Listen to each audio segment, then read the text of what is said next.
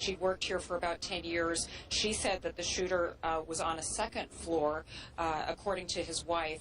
They were just reunited about half an hour ago, or at least he was able to wave to her. I don't think he was actually able to go over and talk to her. But again, dozens and dozens of people leaving the facility, being loaded onto these buses, and that's the latest from here right now. Reporting live, Eileen Frere, ABC 7 Eyewitness News. And we're back on the scene covering this active shooter situation, San Bernardino, California. Up to 12 people may have been killed in the situation. 1 to 3 suspects reported by the police.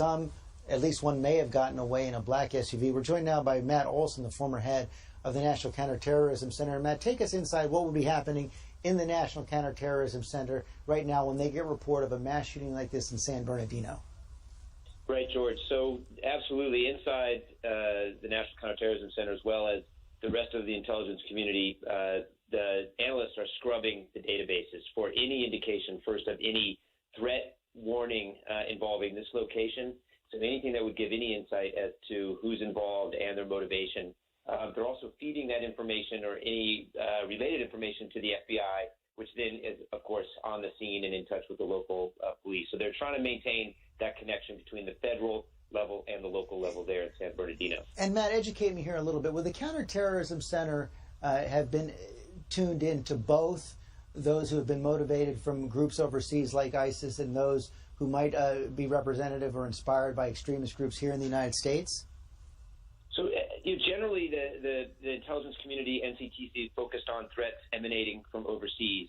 But in an incident like this, where there's so much we don't know right now, they're going to monitor it and essentially make sure that it isn't coming from overseas. So treat it almost default as if it is until it's determined certainly that it's a purely domestic event, if that's what it turns out to be, and then it would be a purely FBI domestic law enforcement concern. And Matt, if this were something that was inspired or directed by a group overseas, would it be the kind of thing where you'd expect to see some traffic after the fact taking credit right away, or not necessarily? You know, not necessarily, particularly where it's simply an inspired event. If in fact that's what this turns out to be, we wouldn't necessarily see any group, ISIS or any other group, take credit for it. So that's, there's a lot, obviously, we don't know right now, but that wouldn't be something you would necessarily expect. And Pierre Thomas, of the acts of terror we've seen here in the United States since 9/11, with the exception, I believe, of the underwear bomber, most of those maybe had some communication with ISIS or going on ISIS websites, but not necessarily part of a coordinated plan directed from overseas. Exactly. If you look back to the Boston bombing, so far the FBI still maintains that that was a centralized plot by two brothers, which may have been inspired from overseas, but not directed from overseas. Exactly. Same scenario. The other thing, just communicating with some sources, the fact that one of the suspects, if there turns out to be more, may have been wearing masks, possibility of gloves. This gets very, very difficult to figure out who it is if you cannot catch them in a direct confrontation. The dirty little secret is a lot of criminals tend to be stupid. These people do not appear to be acting in a way where they want to get caught initially. If you have the mask on, if you have gloves, you can make it very difficult, Ray, correct, to be caught. Sure, absolutely. You have no forensic element to work off and no biometric element. So you're absolutely right. It shows quite a bit of planning and forethought. And as Brad Gare was saying, Ray, the possibility of body armor, which suggests they wanted to survive at least the first attack. Yeah, right. And the possibility, of course, of going to another location and doing something very quickly. And Brian Ross, talk more about what I was just talking to Pierre about, the history of these terrorist attacks in the United States over the last dozen years or so, people who were pretty much planning it on their own. Well, there have been plots disrupted by the New York Police Department and the FBI since the 9/11 attacks, but any successful directed attack we haven't seen. The closest came the attempt to shoot up the cartoon conference in Garland, Texas, where two individuals who had been under FBI surveillance but were deemed not threats had been in communication with ISIS leaders of thought, at least in Syria, and were encouraged to go do that. What was different about Paris was this appeared to be directly run by ISIS. And we know that ISIS has now created a kind of department by country and language. And they've tasked each of those separate country units to figure out plots against the countries they come from. The French President François Hollande saying that it was planned in Syria, organized in Belgium, and then executed in That's France. Right. A level of organization and sophistication that had not yet been seen from ISIS. And this, of course, is a great concern if ISIS has now decided, as they apparently have, to take the battle to the countries they consider the allies of America and America itself. Again, we do not know the motivation here of these shooters here in San Bernardino, California, but we have seen over the last month the Russian airliner brought down by ISIS, the attack in Beirut, Lebanon, Paris, right. As well, a spate of attacks inspired by ISIS. Exactly right, and they've targeted, and they've said they're going to target, as we recall in the days after the Paris attack, they're going to target the U.S., they're going to target Germany, the U.K., United Kingdom, and Russia. They're all on the target list of ISIS. That used to be somewhat scoffed at by law enforcement because they didn't think they had the ability to carry out a large organized attack. That seems to have changed. They are now at least trying to do that. Now, in this case, there's no evidence whatsoever that ISIS is involved. But it's still something that's being considered, certainly by the people who have taken over the job, and also the people who now are in your old job, Ray. And Pierre, just last Friday, Planned Parenthood Center in Colorado Springs, something quite different. A deranged man who it's unclear exactly what was motivating him. Lots of different rantings going on in his head. Went in there, did it on his own. Exactly. And you just never know. I was thinking back to the Columbine shootings. Did involve two individuals, young people.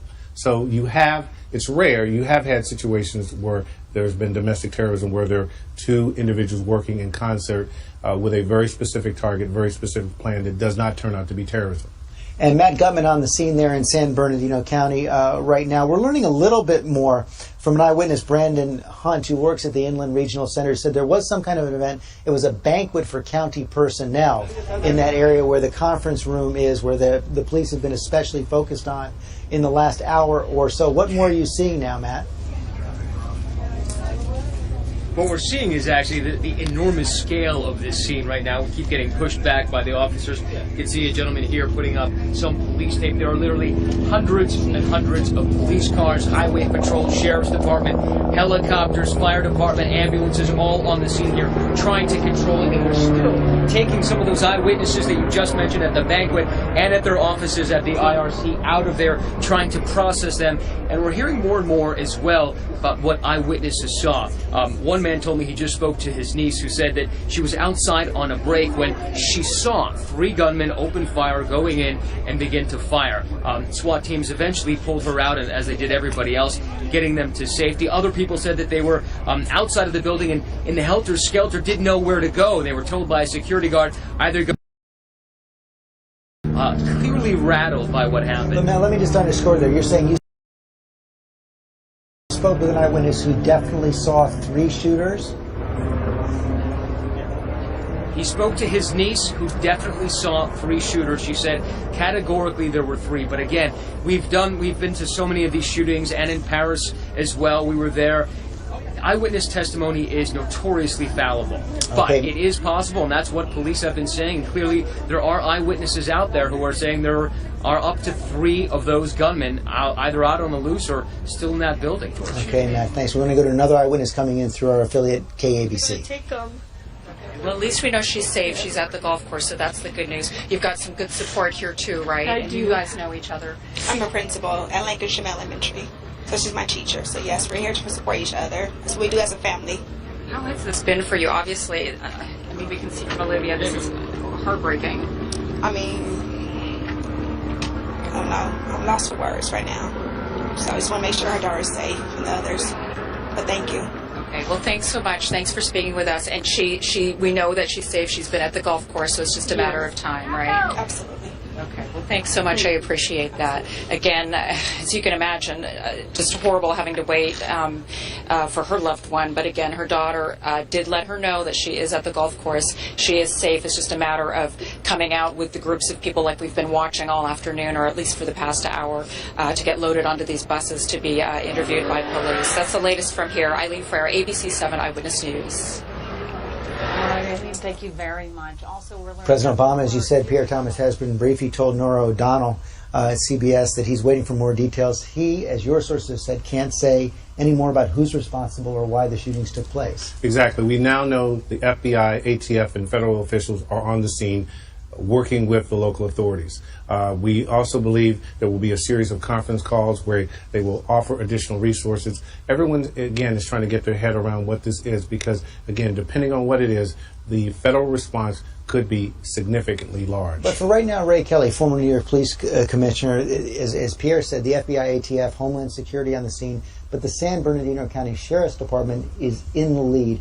Is a sheriff's department like that equipped to handle this kind of an incident? I think in this day and age they are. There's an awful lot of drilling going on. Homeland Security has provided a lot of equipment, and you'll see they look like SWAT teams all over the country. They look the same because of this distribution of equipment. A lot of focus on this, a lot of training.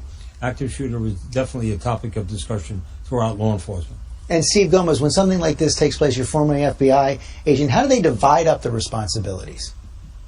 Well, it starts with the organization at the command post that's on scene. They're also going to have, and that's close to the scene, but not too close. They're also going to have various command posts that are established at the different agencies. The FBI has their Joint Operations Center that's set up right now at their office.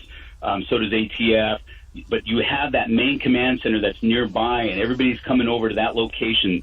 You're talking about the executives and the managers of the different agencies that are involved. And that's one of the first things they're doing is organizing their response. And you've got the security of the location there that they're dealing with, the investigation that they're conducting, the intelligence that they're gathering up. You also have a lot of people that are dealing with the logistics because this is a long-term investigation. You see what we're dealing with here. This isn't going to end today. This is going to go on for days, potentially weeks. And Brad, Garrett, one of the things we don't know right now, again, is, and I take Matt Gutman's caution seriously, even eyewitness reports in a situation like this can be unreliable. But one eyewitness told a relative that they did see 3 gunmen on the scene. One report that maybe only one escaped in the SUV, which could suggest that you'd have different shooters in different locations right now. You either have that, George, or you have them leave in other vehicles. We just don't know how well organized they were. So, the thought being that it makes it more complicated for law enforcement if that is the case. But, the way they're treating the scene would suggest they still have something there. May just be explosive, may be bad guys, but, this is going to take, as we've all talked all afternoon, quite a while to sort out. But, help me out here. There haven't been any reports of any shots fired in over 2 hours now, or just about 2 hours.